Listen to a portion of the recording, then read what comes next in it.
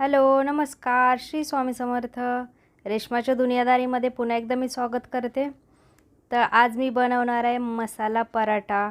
कधी आपल्याला ना काय होतं, मुलं ना भाज्या वगैरे काय खात नाहीत किंवा त्यांचे नखरे चालू असतात. टिफिनला हे नको ते नको किंवा नाश्त्यालासुद्धा हे नको ते नको. तर हा पराठा तुम्ही नक्की घरी ट्राय करून बघा. तुम्हाला आणि मुलांनासुद्धा नक्की आवडेल. तर चला, इथं वेळ न घालवता आपण रेसिपी बघूया काय ते. तर बघा, एका वाटीमध्ये ना मी कसुरी मेथी घेतलेली 1 चमचाभर आणि जी अशी क्रश करून घेतलेली बघा, हातानेच अशी चुरडून घेतलेली. कसुरी मेथी तर तुम्हाला माहिती आहे, चांगल्या चांगल्या मस्त भाज्यांमध्ये ॲड केली ना की भाज्यांची चव अगदी मस्त होते, एकदम भाज्या टेस्टी बनतात. म्हणून आज मी कसुरी मेथीचा वापर केला आहे. अगदी थोडीशी हळद घेतली मी, बघू शकता तुम्ही इथे. आणि त्याच्यात आपल्याला अर्धा चमचा घालायचे धना पावडर. ही धना पावडर मी घरीच बनवलेलं आहे. हा व्हिडिओसुद्धा आहे बघा आपल्या चॅनलवर, तोसुद्धा तुम्ही नक्की बघू शकता घरी कशी बनवायची धना पावडर ती. आणि आता ह्याच्यामध्ये आपल्याला ॲड करायचं आहे लाल तिखट, जे आपला घरचा मसाला असतो ना तो ॲड करायचा. तुम्ही किती पराठे बनवणार आहे त्यानुसार तुम्ही कमी जास्त करू शकता तिखट, किंवा तुम्ही लहान मुलांसाठी बनवणार असाल तर तुम्ही अगदी थोडंसं तिखट घालू शकता. ह्याच्यामध्ये चवीनुसार आपल्याला मीठ ॲड करायचं आहे. आणि त्याच्यात एक मॅगीचा मसाला असतो, मॅगी मसाला, ते एक पुडी मी अशी त्याच्यामध्ये ॲड केली. ही अशी केल्याने ना पराठ्याची टेस्ट खूप छान होते, एकदम टेस्टी, अगदी चटपटीत असा पराठा आपला तयार होतो. आणि ह्याच्यामध्ये आपल्याला 2 चमचे एवढं तेल ॲड करायचं आहे. थोडंसं असं मिक्स करून घ्यायचं. बघू शकता तुम्ही, आपल्याला अजून तेल ह्याच्यामध्ये ॲड करावं लागणार आहे. आणि असं छान असं सगळं मिक्स करून घ्यायचे सगळे इन्ग्रेडियंट, म्हणजे आपल्या पराठ्याला आपल्याला खूप छान असं लावता येईल. ह्याच्यात थोडीशी अशी कोथिंबीर मी ॲड केली. तुमच्याकडे असेल तर तुम्ही करू शकता, नसेल तर नाही केली तरी चालेल. बघा, थोडंसं तेल मी ॲड करून अशी त्याची पेस्ट करून घेतलेली आहे बघा, सगळ्या मसाल्यांची वगैरे. तर इथं एक पिठाचा गोळा घेतला आहे बघा, आपण जी नेहमी चपातीला बनवतो ना, अगदी तसाच पिठाचा गोळा घेतलेला आहे. पिठामध्ये सुक्या बुडवून आपल्याला एक चपाती लाटायची. मध्यम आकाराची आपल्याला चपाती लाटायची आहे बघा, जशी आपण नेहमी चपाती बनवतो अगदी तशीच. इथं बघू शकता मी इतकी पातळ अशी बनवलेली आहे चपाती.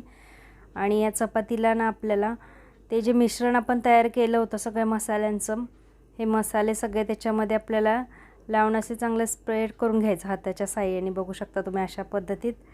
हा पराठा नेहमी तुम्ही ना कधीतरी घरात ना ट्राय करून बघा. खरंच खूप खूप टेस्टी लागतो पराठा. अगदी सॉस वगैरे पण नसेल ना तरीसुद्धा चालू शकतो, असाच पराठा एक नंबर लागतो. कधीतरी आपल्याला थोडंसं वेगळं, आणि मुलांनासुद्धा वेगळं काहीतरी खायची इच्छा होते, तर हे बेस्ट आहे मला तर वाटतं. मी नेहमी असं करून देते माझ्या मुलीसाठी. तर बघा, सगळीकडे असा मसाला सगळा पसरवलेला आहे. आणि ह्याला आपल्याला घडी करायचे. बघू शकता अशा पद्धतीने, जसं आपण लहानपणी ना पंखा बनवायचो ना, तर पंख्याला कसं आपण घडी बनवायचो, म्हणजे जे कागद जे पंखा बनवायसाठी आपण वापरायचो त्याला कशी घडी बनवायचो, अगदी तशाच पद्धतीने ना असं घडी बनवायची आपल्याला. म्हणजे जे आपण नंतर पराठा लाटू ना त्याला छान असे लेयर सुटतात. बघू शकता, असं हळूवार हाताने ना अशी घडी बनवून घ्यायची हळूहळू, म्हणजे चांगले असे लेयर सुटतात. आणि पराठा मुलांनासुद्धा खायला खूप असं थोडंसं वेगळं वाटतं, आणि मुलंसुद्धा आवडीने खातात. आणि असा रोल करून घ्यायचा. बघू शकता अशा पद्धतीत असा रोल करायचा, आणि ते राहिलेलं जे आहे ते असं असं खाली असं दाबून घ्यायचं आणि असं उंडा तयार करायचा पिठाचा.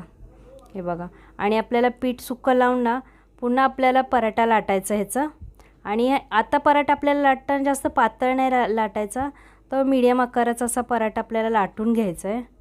बघू शकता, तुम्हाला दाखवते अशा पद्धतीत. हे बघा, सगळीकडं ना तर मसाला स्प्रेड झाल्यामुळं का नाही टेस्ट सगळीकडे इक्वलच आपल्याला लागते. तर चला आपण आता शेकून घेऊया. तर बघा, मी तव्यामध्ये पराठा ॲड केला आहे, आणि आपल्याला याला तूप, तेल किंवा बटरसुद्धा आपण लावून याला मस्त छान उलटून पलटून असं शेकू शकतो. तर इथं मी तूप लावलेलं आहे. तुमच्याकडे जे पण असेल साहित्य, म्हणजे बटर, तेल, तूप काही, तर तुम्ही लावून असं शेकू शकता. नेहमी लक्षात ठेवायचं, जेव्हा आपण चपात्या करतो ना तर जास्त स्लो फ्लेमवर आपल्याला चपात्या कधी नाही करायच्या, कारण की काय होतं ते वातड अशा लागतात. नेहमी मीडियम किंवा हाय फ्लेमवरच आपल्याला भाजून घ्यायचं. तर मी तर गॅसची फ्लेम हायच केलेली आहे. छान असं उलटून पलटून आपल्याला मस्त असा खरपूस असा भाजून घ्यायचा. आणि वरतून आपल्याला तूप लावायचं, म्हणजे तुमच्याकडे जे अवेलेबल असेल ते तुम्ही लावू शकता. अशा पद्धतीत मस्त असं खमंग आणि अगदी चटपटीत असा मस्त पराठा लागतो. कधीही आपल्याला नाश्त्याच्या वेळेला काय बनवायचं जर प्रश्न पडला असेल तर हा ऑप्शन एकदम बेस्ट आहे. तुम्ही नक्की घरी ट्राय करू शकतात. बघा दोन्ही साईडून मी ना उलटून पलटून छान असा खरपूस भाजला आहे आणि त्याला तूपही लावलं आहे बघू शकता अशा पद्धतीने. आणि जर तुम्हाला जर सॉससोबत वगैरे काय खायचं असेल तरीसुद्धा तुम्ही खाऊ शकता. असासुद्धा एकदम एक नंबर लागतो, एकदम बेस्ट पराठा. आणि कधी कधी रोशनीला आमच्या वाटलं की काय करायचं आहे किंवा काय खायचं आहे तर मी हा असा पराठा तिला बनवून देते. बघू शकता किती छान आपला पराठा झालेला आहे. तर बघा मी सगळे पराठे करून घेतले. ह्याच्याने मला 4 पराठे माझे झाले तेवढ्या मसाल्यामध्ये. तर इथं मी सॉससोबत पण मी इथं फोटो काढलेला आहे. तुम्ही सॉससोबतसुद्धा खाऊ शकता, नाही तर तुम्ही असा खाल्ला तरीसुद्धा एक नंबर, किंवा दही असेल तर दह्यासोबतसुद्धा तुम्हाला एक नंबर लागणार हा पराठा. तर बघू शकता. तुम्हाला ही रेसिपी कशी वाटली मला नक्की कमेंट करून सांगा. आणि आपल्या चॅनलवर नवीन असाल तर चॅनल सबस्क्राईब करा. त्याचबरोबर जास्तीत जास्त शेअर करा. आपण लवकरच भेटूया एका नवीन व्हिडिओमध्ये. तोपर्यंत सगळ्यांना श्री स्वामी समर्थ.